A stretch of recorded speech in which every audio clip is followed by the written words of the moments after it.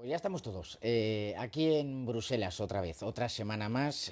Hoy es miércoles, mañana jueves, como todos los jueves del año, tenemos la cita en este canal de Vox Europa y hoy seguimos, tenéis la suerte que en vez de que os pegue un tostón de media hora sobre cualquier cuestión de la realidad, pues estamos en nuestra serie de grandes conversaciones con conversadores y conservadores, y en este caso con Irene González, que ha venido hoy aquí a Bruselas, invitada por la delegación de Vox en el Parlamento Europeo, a presentar su libro, Salvar Europa. La mayoría de vosotros conoceréis a Irene, aunque sea pues de su versión como escritora, articulista en medios y también como tertuliana en radios y televisiones, pero muchos no la conoceréis y es el momento ideal de tener una conversación de 20 minutos, media hora, en el que podamos hablar de su libro y de Irene. Irene, ¿qué tal? Hola Jorge, ¿qué tal?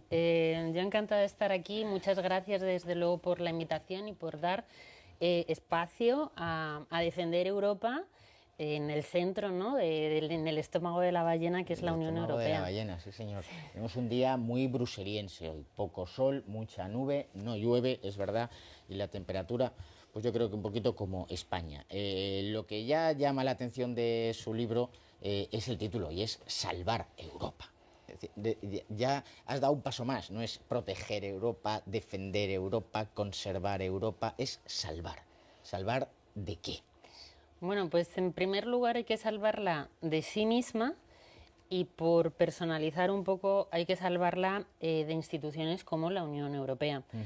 Creo que hay una enorme confusión cuando hablas con muchas personas que identifican ya Europa con un entramado burocrático de nueva creación. Sí. Es como, no, se trata de salvar la civilización cristiana occidental, que eso es Europa, no es otra cosa. Esto de la Unión Europea, bueno, pues lleva pocas décadas de existencia, es una organización supranacional burocrática y la civilización milenaria a la que nosotros pertenecemos no puede ser reducida además a algo tan triste y pobre como puedan ser unas instituciones burocráticas, que debieran de estar al servicio del mantenimiento y protección de nuestra civilización, pero resulta que están haciendo justo el Justo lo papel contrario. contrario. Justo lo contrario, Que eso, efectivamente. claro, tú lo ves aquí mejor que nadie. Aquí lo vemos, ¿no? Con las iniciativas, en la parte legislativa, digámoslo así, pero que se manifiesta más en los modos de vida, ¿no? En cómo se va cambiando el ámbito cultural. Realmente, yo me lo he leído, por supuesto, solo el índice es ya pues para estar horas y horas, porque repasa todos y cada uno de los problemas. Empiezas diciendo que, tengo aquí mis notas, el salvar Europa, hay dos grandes enemigos, que es el globalismo, tú le dices el globalismo antihumanista, y la islamización. Pero añades, esa es la parte, dice, oiga, pero es que todo esto entra a través de la democracia actual, que esto lo explicas muy bien y yo creo que es el momento para que lo puedas desarrollar. No es la democracia, es la democracia actual, una democracia vacía de contenido sustantivo y que por tanto permite que cualquier cosa pueda suceder en realidad, ¿no? Eso es que en sociedades como las actuales, que están tan subordinadas al papel de los estados, claro, sin una democracia liberal mala, como tenemos, por ejemplo, en Europa y especialmente en España, claro, es el instrumento para que los pueblos queden sujetos, sometidos y puedan hacer todo lo que consideren unas élites globalistas que están arriba contra el pueblo precisamente. Pueblo. Si no hubiese este sistema que no tiene ningunos pilares fundamentales de protección donde se defienden ciertas verdades, bueno, la verdad, pues no podría ser. En Estados Unidos, por ejemplo, es un sitio donde la democracia liberal sí que se ha instalado de una forma más parecida a lo que defendía Alexis de Tocqueville, a diferencia de lo que pasa aquí, por ejemplo, en Europa. Entonces, ¿qué es lo que vemos ahora? Que una sociedad donde se ha vaciado de contenido, de convicciones fuertes, su única religión a la que tienen que acudir es un mero sistema de elección de representantes, Exacto. que es la democracia. Un proceso para toma de decisiones. Es un proceso, con lo cual tú llegas a admitir una sociedad en que la verdad pueda ser establecida por mayorías. Y eso es quitarnos todo pilar fuerte de convicciones fuertes que nos agarren precisamente a la identidad nuestra verdadera. Y eso solamente se puede hacer, claro, por eso dicen los valores, el cambio de valores. Cuando te empiezan a decir que los valores es aquello que establece pues el Estado, los representantes, Ursula von der Leyen, mañana pueden establecer otros valores perfectamente. Incluso tener unos por la mañana y otros por la tarde, ¿no? Exacto, empezaron con unos, además el mal nunca aparece por la puerta vestido con rabos, un tridente de negro, es más civilino, siempre viene con buenas palabras. Claro. Y esas buenas palabras al principio se defendía una tríada como la libertad, fraternidad e igualdad, y ahora ha venido a ser sustituida porque son valores del Estado y no son valores que giren en torno al bien común, como los DEI, ¿no? La diversidad, la inclusión, y mañana pues serán otros, ¿no? Que los que ellos consideren. Entonces creo que es importante que en Europa nosotros recuperemos ciertas verdades, como por ejemplo que la democracia tiene que ser un sistema al servicio de la verdad y al servicio del bien común, que es un mero proceso que no hay que sacralizar, que lo que sí que tenemos que subordinarnos nosotros son esas convicciones fuertes, no esos mecanismos. Claro. Y ese mecanismo tiene que estar pensando en una protección del bien común, del pueblo que precisamente dice estar representando. Muy curioso esto que cuentas, Irene. ¿Te acuerdas cuando en Vox yo creo que hace 2 años y pico ya, lanzamos aquella campaña del España decide, ¿no? Oiga, tenemos un instrumento que es el artículo 92 de la Constitución, hagamos referéndums consultivos. Ustedes han tomado decisiones sobre miles de cosas que han cambiado la vida de la gente, desde inmigración, la gestión del agua, por supuesto las cuestiones de seguridad, y no le han preguntado. Y lo más llamativo de esa propuesta de aplicar el 92 de la Constitución, hacer referéndums y tal, es el silencio brutal del resto de partidos, que no dijeron nada, y hasta de los medios de comunicación. Ese miedo a preguntarle al pueblo, ¿no? Oiga, ¿usted quiere que sus calles estén invadidas de inmigrantes islamistas? ¿Usted lo quiere o no lo quiere, ¿no? Pues podríamos hacer miles de preguntas. ¿Usted está a favor de que se les expulse a aquel que ha cometido delitos? Nunca han hecho esta pregunta. Tienen un miedo tremendo al pueblo. No sé si, además, creo que sería muy necesario recuperar los referéndums sobre cuestiones esenciales en toda Europa.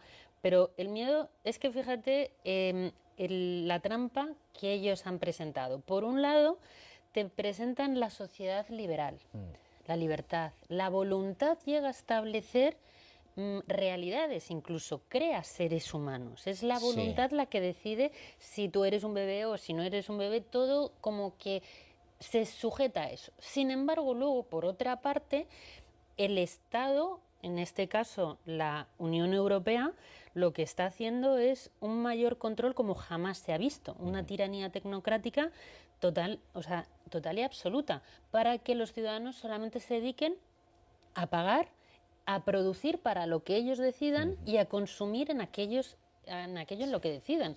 Con lo cual puede parecer que es una sociedad muy libre, muy liberal, pero luego está sujeta a la tiranía. Hay gente que no entiende bien esta doble concepción o cree que es contraria. Sin embargo, es justamente complementaria, porque cuando tú no tienes, digamos, un sistema de virtudes que establezcan tu forma de entender el mundo, como ha habido en Europa siempre, que es el cristianismo, llega un momento en el que, claro, tú te conviertes en un ser sin identidad, te conviertes en un ser absurdo, te conviertes en un ser que solamente puede obedecer. Cuando tú, sin embargo, eres consciente de que hay algo que está por encima de ti, como pueda ser tu comunidad, como pueda ser tu patria y como pueda ser Dios, algo que te trasciende, tú no eres tan obediente a cualquier cosa que vengan a decirte. Con lo cual, esa sociedad liberal casualmente, bueno, no casualmente, precisamente Sí. una sociedad liberal te convierte en un perfecto Una sociedad esclavo. acrítica. Sí, tú lo utilizas mucho la idea de que en el fondo somos esclavos inconscientes y voluntariamente, ¿no? Nos Eso es. encanta vivir como esclavos Eso es. sin pensando que somos absolutamente libres, ¿no? Es que hay tantas cosas. Hablábamos de esa democracia real, de la democracia actual. Hablas mucho del multiculturalismo como enemigo de la democracia. Yo sostengo eso también, porque muchas veces nos olvidamos de que la democracia no es solo gracia, sino que es demos. Tiene que haber un pueblo, ¿no? Sí. Entonces, claro, si hay multiculturalismo, ¿cuál es el pueblo que se gobierna a sí mismo, ¿no? El pueblo islámico, y ahí enganchas con una idea que los franceses han desarrollado, incluso Macron lo ha llegado a decir, aunque él es uno de los responsables, que es el secesionismo islámico, ¿no? El separatismo islámico que se nos está colando en nuestra sociedad. ¿Cómo confrontar esto? Con mucha valentía, como hacéis vosotros, y sobre todo el tema del multiculturalismo y la democracia llega un momento que uno tiene que elegir. Vosotros queréis ser siervos de una democracia, la queréis sacralizar, vale, pues eso es incompatible con la multiculturalidad. Claro. Porque para que funcione la democracia, tiene que ser que, vale, el pueblo decide, pero el pueblo decide en base también a un bien común. Se identifica como parte de una misma comunidad. Tú, en el momento en el que estableces sociedades multiculturales, claro, no hay un bien común que defender, Sí. con lo cual son identidades contrapuestas que, como tú has subordinado la verdad a la mayoría, pues entonces en el momento que haya una mayoría no europea, pues entonces se va a decidir lo que decidan, como por ejemplo hemos visto en Reino Unido. Claro. Tú cuando traes, aparte de que la idea que creas que trasladar Bangladesh a Reino Unido, eso no va a causar ningún tipo de incidencia ni consecuencias en la convivencia, aparte de que tú creas esa ficción. Claro, si traes una sociedad que considera que la violación de menores, bueno, pues que es algo tolerable dentro de la sociedad, eso se va a convertir en uno de los valores de tu sociedad democrática, Claro. porque son mayoría y así lo han decidido. La multiculturalidad, aparte de que sea incompatible con un sistema como el que tenemos en Europa, ellos son muy conscientes de que esa es precisamente el caballo de Troya. Saben que con que sean más, que con que creen lobbies, crean muchas organizaciones y asociaciones islámicas dedicadas precisamente, en un primer lugar, a apoyar a candidatos de la izquierda, el islamogosismo, que es en Francia, el islamoizquierdismo, hasta que ya ha pasado en Reino Unido, que ellos han formado sus propios partidos políticos. En elecciones se han dado las campañas electorales en árabe ya directamente, y el Partido Socialista ve que incluso está perdiendo eso. El secesionismo islámico, como pasa en Francia, lo que hace es representar que esas sociedades viven de espaldas completamente, con lo cual estamos en ciernes de una guerra no civil étnica. ¿Por qué no civil? Porque no forman parte de una misma comunidad. Sí, sí. Entonces, es una guerra en donde además las personas que han venido, ellos no han vivido en la ficción de la modernidad en Europa, en esa ficción liberal no identitaria. Ellos viven teniendo muy claro cuál es su identidad, teniendo muy claro qué es lo que ellos quieren hacer, con lo cual ellos llegan y lo hacen. Y nosotros aquí nos dicen los liberales que no, que las identidades no existen, que cualquier persona que cruce una frontera tú le regalas un papel y que de repente se convierte Más español que Abascal, ¿no? Exactamente, Tan español como Abascal. más español que Abascal. Entonces, él está viviendo en esa ficción, ¿vale? El que viene no vive en esa mentira, él lo ve perfectamente. Por eso hay una pulsión de una ruptura bueno, no una ruptura de la convivencia, es que jamás ha habido esa convivencia, no la puede haber. Entonces llega un momento en el que esa guerra de poder, donde además tienen acceso a un presupuesto público que nutre precisamente el ciudadano europeo, pues llega un momento en el que despierta y hace algo. Sí, sí. Es una cosa realmente tremenda que no se valora, y por eso es muy importante que cojáis este libro y os lo leáis, esos capítulos que hablan de la islamización de Europa y cómo no solo es un problema de seguridad.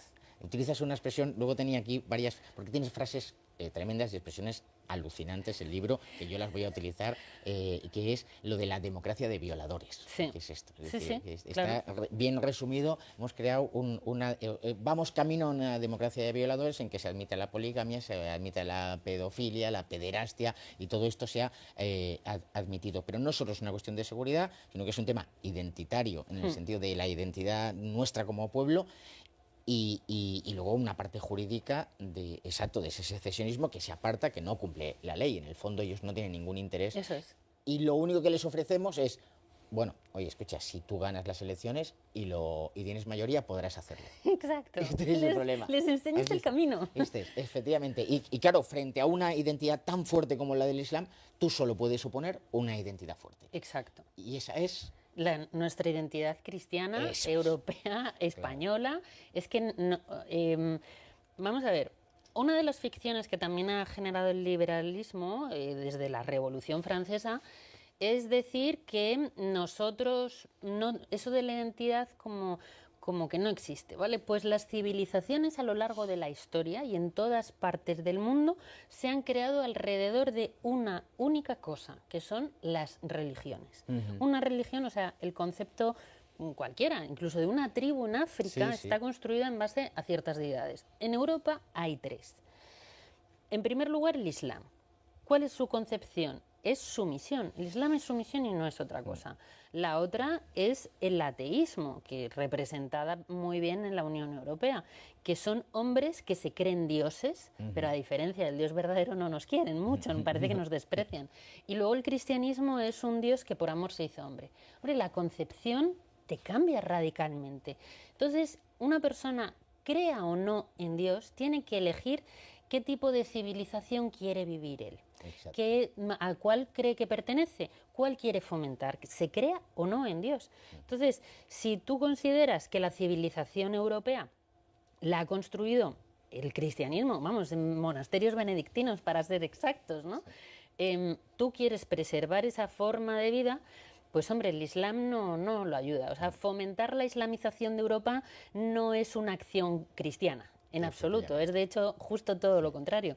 Entonces, también yo creo que es importante identificar esto y no vivir en esas ficciones, y que la identidad es todo lo que conforma nuestro marco mental, que va más allá de lo cultural. Lo cultural es algo temporal, es algo que está en la superficie, genera conflictos ficticios, es decir, que mientras tanto hay un mar de fondo, ¿no? Cuando te hablan del hijab en las escuelas, te dicen, no, es que hay que eliminar todo símbolo religioso. Yo, ¿no entendéis que precisamente por eliminar todo símbolo religioso han metido el Islam? Claro. O sea, la Constitución no es suficiente para eliminar el hijab. Sí. ¿Qué es lo que la gente sí entiende? Una cruz, por ejemplo. Quitasteis las cruces, entraron los hijab, y una Constitución no lo va a evitar. Entonces, yo insisto mucho que la gente, crea o no en Dios, como no, o sea, su forma de identificarla y de defender la civilización que es Europa, solamente queda recuperar virtudes cristianas como el coraje. Sí, el valor del coraje es uno de los capítulos que tienes ahí, el valor del coraje. Y levantar la cruz, y volver a levantar la cruz. Del coraje. Levantar las cruces, efectivamente. Y sobre todo, además, yo insisto mucho también, sobre todo cuando tengo actos con jóvenes, que los jóvenes hay muchas de estas cosas que las entienden mejor que los mayores, porque ellos sí que viven ese choque civilizacional. Insisto en algo que también cuenta Quintana Paz, que es que la cristiandad es una cosa distinta de ir a misa y cumplir los 5 mandamientos de la Iglesia. El vivir cristianamente no necesariamente obliga a una confesionalidad militante. Es evidente que vas a acabar ahí, ¿no? Pero no es obligado. Nosotros no estamos diciendo que todo el mundo tiene que ir a misa los domingos. Exacto. Ahora, lo que sí que decimos es, oiga, que usted vive en un mundo donde hay derecho a la presunción de inocencia porque vive en el mundo cristiano. Eso en el Islam no existe, Eso el es. derecho a la presunción de inocencia. O muchísimos derechos que... Todo lo que gira en torno a la dignidad de la persona. Efectivamente. El sistema de legislativo, ejecutivo, judicial, la separación de poderes, la propia democracia, el votar, eso en el mundo islámico no existe. Eso es algo que hemos creado nosotros, para bien, para mal, pero es nuestro modo de vida. Y explicarlo eso es fundamental para que sepamos qué tenemos que defender. Eso ¿no? es, ¿Qué, eso qué es. defendemos? Esa forma de tratarnos los hombres y las mujeres, nuestro concepto de familia, eso es muy potente, la idea de la cristiandad. Eso es. Y tú eres muy valiente y lo dices. Y tú eres muy valiente y lo dices. Porque hay pocas críticas podría hacer yo al libro, pero es verdad que tú pones en paralelo en dos capítulos, uno después de otro, la islamización de Europa y la descristianización de Europa, como dos cosas que se están produciendo a la vez. Y yo creo que hay que llamar mucho la atención de que eso se produce fundamentalmente a partir de los años 70. Después del Concilio Vaticano, la Revolución Sexual, el mayo del 68, produce una descristianización brutal de toda Europa y a la vez se producen movimientos de radicalización en el Islam. Hay que recordar que el Shah de Persia era una sociedad ¿Sí? islámica, pero muy occidentalizada, Sí, sí. ¿no? Las dos cosas a la vez. Y yo coincido contigo en que no son cosas independientes. Es decir, como nosotros nos hemos descristianizado, el Islam ocupa ese espacio, ¿no? Y luego la única posibilidad de vencerlos es hacernos fuertes en lo que realmente es Europa. Eso es. Y además llamamos Europa a lo que toda la vida hemos llamado cristiandad. Con Lutero ya cambiamos ¿no? Porque ya no todo el mundo era católico y entonces tuvimos que inventarnos otros conceptos. Occidente, que es otro concepto un poco eufemístico, ¿no? Es muy interesante estos dos momentos que mencionas, porque precisamente en el libro lo que pretendo es señalar que si no se hubiese producido una descristianización, jamás estaríamos en el lugar de destrucción que tenemos. Claro. ¿Dónde empieza esa descristianización? Precisamente en la Revolución Protestante. Porque la Revolución Protestante, y pongo la palabra revolución con el ánimo Sí. de ruptura, ¿no?, del orden natural del hombre, es una estatalización de la Iglesia. Es decir, es justo eso. ¿Dónde llega eso su apogeo? En la Revolución Francesa. En la Revolución Francesa, que hay un capítulo dedicado al genocidio de la Vendée, precisamente esa obsesión con perseguir católicos y asesinarlos. Francia es un lugar muy importante para entender la destrucción de Europa. Su apogeo absoluto es que el Estado pasa a ser el nuevo Dios. La democracia pasa a ser la nueva religión. Los hombres son los nuevos dioses, Exacto. pero no desde una postura de la dignidad del hombre, sino de unos hombres que se hacen con el poder, es decir, con el Estado, se convierten en una de las élites y el pueblo pues es aquello a lo que se le puede ir... Pastoreo. Se le puede ir succionando todo lo que pueda producir. Ese proceso, que tarda 200 años, tiene su segundo momento después de la Segunda Guerra Mundial. Después de la Segunda Guerra Mundial, el consenso te viene a decir que las naciones han provocado las guerras en Europa y que entonces hay que eliminar las naciones y tenemos que ser una Unión Europea, no podemos ser españoles, solo podemos ser unión europeístas.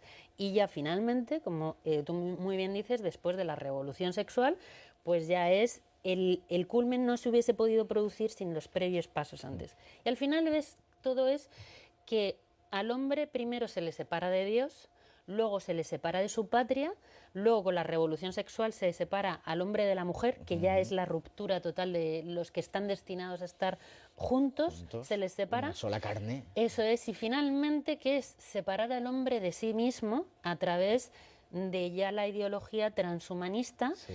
que es hacia la que vamos, y sin la ideología woke, con todo el transgenerismo, no podríamos llegar allí. Entonces, al final, ves que este proceso de descristianización es un proceso de arrebatar la identidad y la dignidad del ser humano,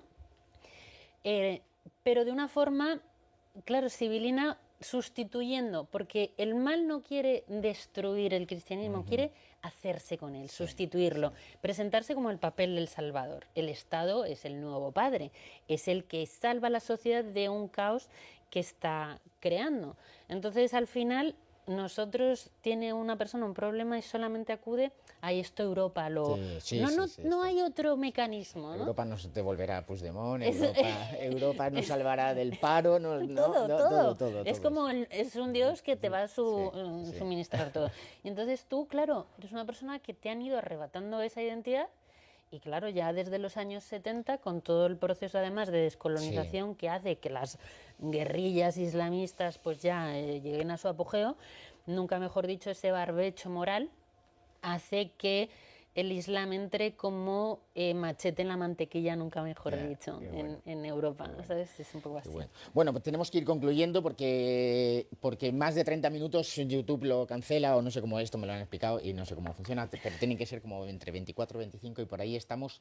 Pero me voy a quedar con dos citas, porque además es que ahora vamos a hacer la presentación del libro aquí en el Parlamento Europeo, en la Biblioteca del Parlamento Europeo, que es un lugar donde se presentan libros, y hombre, pues es como lo de la exposición del Valle de los Caídos que hicimos hace 6 meses, pues ahora presentar en el Parlamento Europeo el libro de Salvar Europa, donde se deconstruye todo lo que, se dibuja todo lo que aquí han hecho, pues está muy bien. Entonces me quedo con dos citas. Una que, vamos, yo creo que la voy a colocar en algún discurso en el Parlamento porque me parece maravillosa, que es la siguiente: la patria es todo lo que posee quien nada tiene al nacer. Esto es tuyo. No, a ver, me lo preguntaban antes. Es impresionante. Vamos a ver, este libro, que es un libro escrito en soledad, ¿no? Porque cuando tú ves que el mundo en el que tú estás no encajas en él, eres un pez fuera del agua, hay una soledad intelectual, tú al final te encierras. Este libro para mí me ofrecieron escribir el libro y dije, bueno, pues yo creí que era como lo último que iba ya a escribir. Yo, bueno, pues esto es lo que pienso en este momento y yo me olvido, no, te vas. Entonces, al final ves que yo, que soy una chica de barrio del sur de Madrid, ves todo las dificultades de este mundo moderno que lo están alabando y sin embargo ves todo lo que te arrebatan, todas las dificultades que vas teniendo. Y sin embargo, tú, por ejemplo, luego yo soy un poco romántica o lo que quieras, o no sé cómo decirlo, pero yo cuando iba a la Catedral de Burgos o a la Catedral de Sevilla, yo sentía que eso lo habían hecho para mí. Eso estaba hecho para mí, lo habían hecho los que habían estado antes de mí, y veía que eso estaba lleno de turistas sin respetar que era un lugar, por ejemplo, sagrado, y entonces yo sentía que todas esas cosas te las arrebataban y que tú ahora si decías que eras española, que eso yo siempre lo he defendido, obviamente sin ningún tipo de problema, pero con costes, me querían también quitar eso. Y tú dices, yo no tengo nada, no tengo acceso a una vivienda, no tengo acceso a muchas cosas, ni a una verdad y demás, también me queréis quitar esto. Sí. Entonces, este libro está escrito en esa soledad. Luego, después de publicar el libro en estos últimos meses, yo me he acercado mucho y he conocido, por ejemplo, la figura de José Antonio, que me he enfadado mucho porque ves de todo lo que nos han privado. Nos han privado de conocer una historia española previa a la nuestra, porque se ha hecho desde luego, al menos desde mi generación millennial, un borrado absoluto de todo lo que había anteriormente. ¿Quién era José Antonio? Era un señor que hizo un partido político y poco más, y lo mataron en la guerra y poco más. Cuando de repente empiezas a leer sus obras, dices tú, pero si es esto, pero si es justamente esto lo que hay que estar defendiendo, y vosotros me habéis arrebatado la oportunidad de conocerlo. Entonces, como nosotros vivimos en una sociedad, en la modernidad, que la modernidad es la ruptura del orden natural del hombre, hay dos figuras: los revolucionarios, los que quieren seguir arrebatándonos todo, y los conservadores del desorden, que son lo que ahora en un partido político podría ser el Partido Popular. Sí. Yo lo que pretendo es recuperar y ser una revolucionaria contra la modernidad, para recuperar un orden que ponga en el centro la dignidad de la persona y la verdad. Claro. Y la verdad, entonces, por eso esa ficción ideológica o cultural entre derechas e izquierdas es básicamente entre revolucionarios y conservadores de la revolución. Entonces, esa recuperación. Y claro, ves que José Antonio formaba parte de de todo eso que está, digamos, fuera de la Es una modernidad. frase preciosa. Y te concluyo ya, seguro, no pueden ganar. El mundo al que nos llevan es insostenible. A mí me gusta que termines ahí, con esa posición positiva, Sí. si nos hacemos fuertes en la verdad. Sí, sí. Sí, sí, Esa sin es la duda. cuestión, ¿no? Yo no tengo ninguna duda de que ellos no pueden ganar, pero claro, para que ellos no puedan ganar hay que hacer algo. El libro yo lo escribo no para tú estar a gusto en una conversación intelectual de salón, sino es un llamado a la acción, Claro. es pensar para actuar, es defender la verdad posicionándote y defendiéndola abiertamente en el ánimo precisamente de ser conscientes que somos legión. Y precisamente decir que esto no está perdido, que quieren que crean que no se puede hacer nada, sí se puede hacer todo y precisamente con las armas que ellos nos ponen en la mesa. No ponen la democracia al Islam porque no me la van a poner a nosotros, Sin ¿no? duda. Pues Irene, nos vamos a presentar tu libro, Salvar Europa, y nada, un placer la conversación. Los que no conocíais a Irene, pues ya la podéis ir a buscar en todas las redes sociales, pero vamos, que ponéis en Google pues Irene González y os saldrán pues sus artículos, rebeldes, contestatarios, sus vídeos, algún corte de radio y de televisión, y ha sido un placer. Y por supuesto se lo tienen que leer. Es un libro además que se lee fácil, ¿eh? No es un libro como los míos, que son muy pesados. No, este es un libro que se lee muy fácil. Muchísimas gracias, A ti, Irene, Jorge, de verdad, muchas gracias por la invitación y enhorabuena por la labor. Venga, le dais me gusta, lo reenviáis, etcétera, etcétera. Tenemos un objetivo a corto plazo, que es conseguir 10.000 suscriptores del canal, que nos faltan unos cuantos miles, y yo creo que antes de Navidad lo podemos hacer. Un abrazo.